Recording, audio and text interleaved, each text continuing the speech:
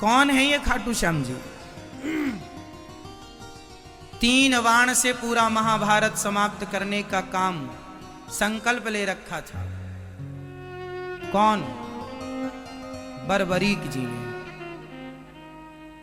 3 बाण से सारा युद्ध समाप्त। भगवान ने कहा, अच्छा यदि इस पीपल के पत्ते पर तुमने 1 बाण से छेद कर दिया तो मैं मान लूंगा कि तुम 3 बाण से पूरा महाभारत जीत लोगे या समाप्त कर दोगे। ठीक है।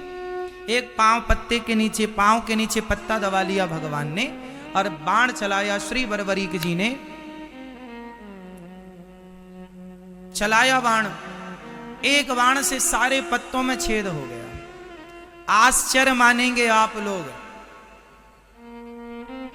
कि हरियाणा में आज भी कुरुक्षेत्र के पास वह गांव आज भी है और वह पीपल का पेड़ आज भी है, जिसके आज भी उस पीपल के हर पत्ते पर आज भी छेद हैं। मतलब जब नया पीपल का नया पत्ता निकलता है उसमें आज भी छेद है।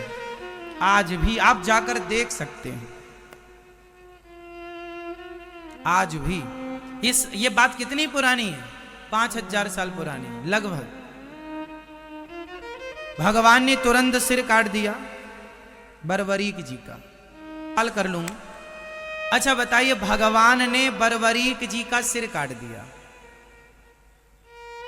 तो क्या भगवान ने बर्बरीक जी के साथ सही किया कि गलत किया? आपके हिसाब से भगवान ने सही किया कि गलत किया? भाई किसी का आपने सिर इसलिए काट लिया कि आप बहुत बड़े बलवान हैं, आप 3 बाण से पूरा युद्ध जीत लेंगे, तो आपका सिर काट दिया गया। तो भगवान ने सिर काट के सही किया भगवान श्री कृष्ण ने या गलत किया? जोर से। सही किया। क्या सही था इसमें? सही किया। चलो मैं मान गया, मैं भी अभी कहूंगा कि सही किया, पर इस सही को सिद्ध करना पड़ेगा। कैसे सही है? इस सही को सिद्ध करना पड़ेगा। कैसे सिद्ध करेंगे आप? चलो हम बता दें आपको। ऐसे सिद्ध होगा कि भगवान ने कहा था कि तुम किसके पक्ष से युद्ध करोगे?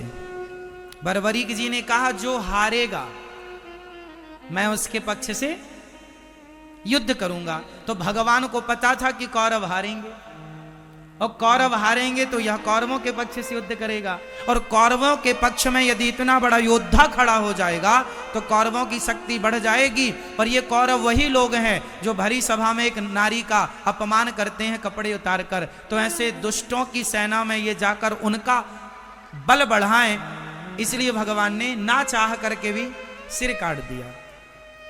और सिर काटा। भगवान ने कहा बर्बरीक बताओ मैं तुम्हारी क्या अभिलाषा पूरी करूं? अच्छा सिर कटने के बाद कोई जिंदा रहेगा क्या? बोलो। पर भगवान ने बर्बरीक जी को जिंदा रखा ना, क्योंकि भगवान के हाथ में मृत्यु है साहब। भगवान मरे को जिंदा कर सकते हैं। बताइए भगवान श्री कृष्ण ने किस मरे आदमी को जिंदा किया था? बताओ आप। वो कौन है जिसको भगवान ने जिंदा? बताओ। हाँ मैया बताओ मेरी मां। भगवान श्री कृष्ण ने वो कौन है जिसे मरे हुए को जीवित किया था?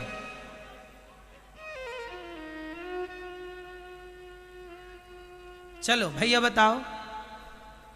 नहीं, अभिमन्यु को नहीं जिंदा किया था, उनके पुत्र परीक्षित को। हाँ ये ठीक है आपकी बात, गर्भ में रक्षा की थी भगवान ने।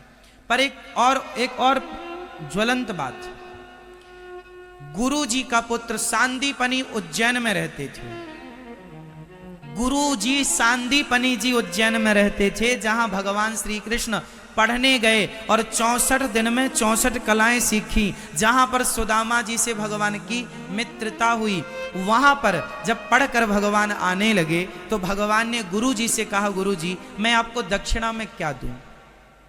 तो गुरु जी ने कहा कि अपनी माँ से पूछ लो। तो गुरु माता से पूछने गए, गुरु माता जी आप बताओ क्या चाहिए? गुरु जी तो कुछ कह नहीं रहे हैं। तो गुरु माता ने कहा, कन्हैया तुम हमें छोड़कर ना जाओ, यही हमारी गुरु दक्षिणा है।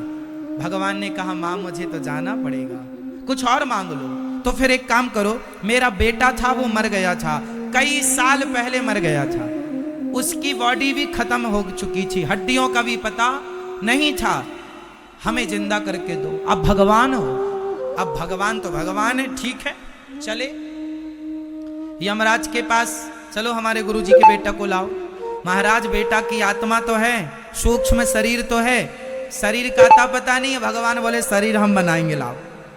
शरीर आत्मा ली, सूक्ष्म शरीर लिया, और भगवान है वो साहब, भगवान है जो एक उंगली से पहाड़ उठाने की ताकत। उन्हें सामान्य पुरुष ना कहा करो, सामान्य इंसान सामान्य पुरुष मानना भी अपराध है। गुरु जी के मरे हुए पुत्र को शरीर बनाया भगवान ने अपने बल से, और आत्मा डाल दी, जिंदा करके दिया था गुरु जी का बेटा।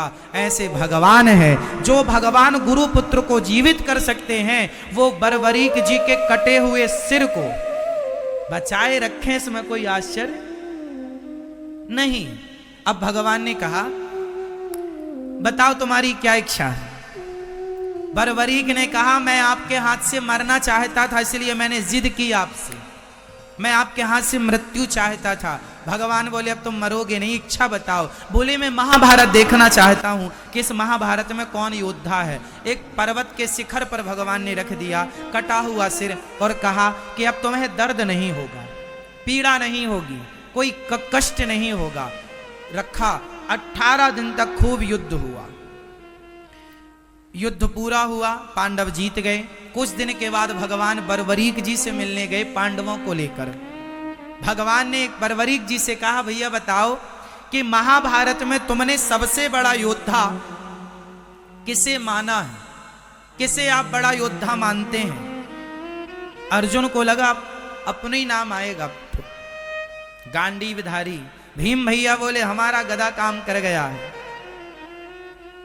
पर बरबरीक जी ने मुस्कुराते हुए कहा प्रभु इस महाभारत में मुझे आपके सुदर्शन चक्र के अतिरिक्त कुछ दिखाई ही नहीं पड़ा। पांडवों का अर्जुन जो बाण छोड़ता था अपने गांडीव से, वो 10 कदम पे जाके गिर जाते थे। वो तो आपका सुदर्शन चक्र उन्हें गति प्रदान करता था, उन्हें बल प्रदान करता था। अब अर्जुन को समझ में आया कि महाभारत के असली हीरो हम नहीं, ना करते हुए भी भगवान सब करते हैं। जैसे महाभारत में कुछ ना करते हुए मेरे कन्हैया ने सब कुछ किया, भगवान ना करते हुए सब कुछ करते हैं। तो बरबरीक जी से कहा अब तुम्हारी इच्छा बताओ। प्रभु बस आपका दर्शन हो गया, कोई कामना नहीं। भगवान बोले सुनो तुम निर्दोष हो, तुमने कोई अपराध तो किया नहीं, मैं तुम्हें मृत्यु दंड किसका दूं। इसलिए जाओ अब से तुम खाटू में रहना, और मेरे अब तुम बरबरीक के नाम से नहीं, मेरा अपना मेरे बहुत सारे नाम है। गोविंद है, गोपाल है, मनमोहन है, मदन मुरारी है, गिरिवरधारी है, दामोदर है। इनमें एक नाम है मेरा श्याम सुंदर। तो जो श्याम नाम है वह श्याम नाम मैं तुम्हें प्रदान करता हूं। तुम जाओ और खाटू में निवास करो, और तुम अब कलयुग में जो हार रहे हैं भक्त, उन हारे के सहारे बनते रहना। इसलिए उन्हें हारे का सहारा कहा जाता है। और श्याम नाम भगवान ने प्रदान किया, तो श्याम के नाम से चूंकि खाटू में विराजे तो खाटू श्याम कहते हैं। बोलिए खाटू श्याम की ऐसी कथा है श्री खाटू नरेश की। इसलिए 3 बाण उनके पास आज भी हैं। आप देखते हैं, दर्शन करते हैं, हारे के सहारे हैं। मतलब अब हारे के सहारे का मतलब ये नहीं कि तुम गलत काम करो और पुकार लो हे खाटू श्याम हम तो गलत चोरी करते करते पकड़े गए अब बचाओ। ऐसे हारे का सहारा नहीं है, जो सच के रास्ते पर हैं। और यदि उन्हें कोई कष्ट है तो भगवान चाहे आप कृष्ण नाम को पुकार लो, राम नाम को पुकार लो, खाटू श्याम नाम को पुकार लो, गोविंद देव जी को पुकार लो, जो सच्चे मन से जिनको पुकारेंगे, क्योंकि सब एक ही है, तो आप पुकार लें, भगवान उस रूप में आकर के आपकी मदद करते हैं। इसलिए आपको पहले सच्चा बनना पड़ेगा। भगवान सत्य के साथी हैं, झूठ के साथी नहीं है। झूठ का साथ बरबरीक देने चले थे तो भगवान ने उनका भी सिर काट दिया, हाँ या ना। इसलिए भगवान सत्य का साथ देते हैं, झूठ का नहीं। अब आप सोचेंगे हम झूठा काम करें और भगवान रक्षा करें, इसलिए सच्चे काम करिए और आगे बढ़ते रहिए। तो ये भगवान आनंद के सागर हैं। भगवान का चिंतन करो, भगवान परम आनंद को प्रदान करने वाले हैं। संसार में जो सुख है वह क्षणिक है, इसलिए संसार का काम करना चाहिए, पर काम करते हुए बस ये याद रखे रहो कि हे नाथ मैं आपको कभी, सब बोलो मेरे संग, बोलो हे नाथ मैं आपको कभी भूलूं नहीं, हे नाथ मैं आपको कभी भूलूं नहीं। सदा भगवान का स्मरण।